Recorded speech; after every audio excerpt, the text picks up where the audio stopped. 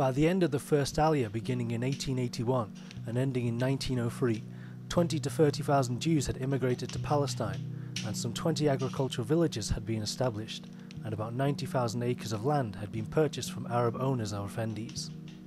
In most cases, because of the Jews' lack of experience in agricultural farming techniques, local Arabs were either hired or were kept on to continue working the land for the new Jewish owners. But by 1903, only 10 of the 20 to 30,000 immigrants that arrived in the first Aliyah remained in Palestine, driven out by Palestine's inhospitable climate and harsh natural conditions. Immigration and development of the settlements had come to an almost complete standstill. The second Aliyah, beginning in 1904, marked a significant change in the attitude of the Jewish immigrants. The second Aliyah consisted mostly of socialist Russian Jews, many of whom were now veterans of Jewish armed defense groups formed to protect themselves against Russian pogroms. The immigrants, strongly displeased with the progress of the Zionist immigrations, strongly opposed the use and potential exploitation of Arab labour that the settlements had come to depend on. They advocated the use of exclusive Jewish labour in all Jewish settlements and a complete separation of Jewish and Arab economies. Both were necessary to accommodate and provide jobs for the new Jewish immigrants and to build a strong and independent Jewish state, not reliant on Arab labour. The new immigrants also established Hashoma, an armed defence group formed to protect the Jews against lawless Bedouin tribes and against retaliations by dispossessed Arab workers.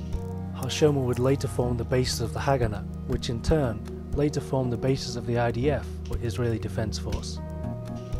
These newfound attitudes, along with the increasing scale of immigration, became the first sources of antagonism and friction between the native Palestinians and the Jewish immigrants. But despite this, Arab resistance to the Jewish Zionists, outside of a handful of small, isolated and unconnected incidents, was almost non-existent. The immigrants were so few in number and settled in mostly uninhabited areas of Palestine that most of the Jewish immigrants simply went unnoticed by much of the Palestinian population. And despite efforts otherwise, a large majority of the workers on Jewish agricultural land remained Arab. But the Young Turks' revolution in July 1908 sent a wave of liberal and nationalist aspirations for the Arabs of the Ottoman Empire. With it came a marked increase to the resistance of the new Zionist settlers and their ambitions, which opposed the Arabs' own nationalistic aspirations. While the first direct confrontations wouldn't occur until over a decade later, the seeds for the bitter conflict we see today were being sown. In 1914, World War I broke out in Europe, and the Ottoman Empire allied itself with Germany against the allied forces of Britain, France and Russia. During the war, Britain approached Hussein Ali, the Sharif of Mecca. As protector of Islam's holiest sites and as a member of the Hashemite dynasty, Hussein was considered to be one of the most powerful and influential figures in the Arab and Muslim world. Between July 1915 and March 1916, Hussein and Sir Henry McMahon, the British High Commissioner in Egypt, exchanged a series of letters discussing the terms of an Arab uprising to aid Britain against the Ottomans. The letters were to become known as the Hussein-McMahon Correspondence. In return, Britain would support the creation of an independent Arab state to be ruled by Hussein himself as the Hashemite heir and caliphate. Meanwhile, Britain began secret negotiations with France and Russia over the future partition of the yet-to-be-defeated Ottoman Empire.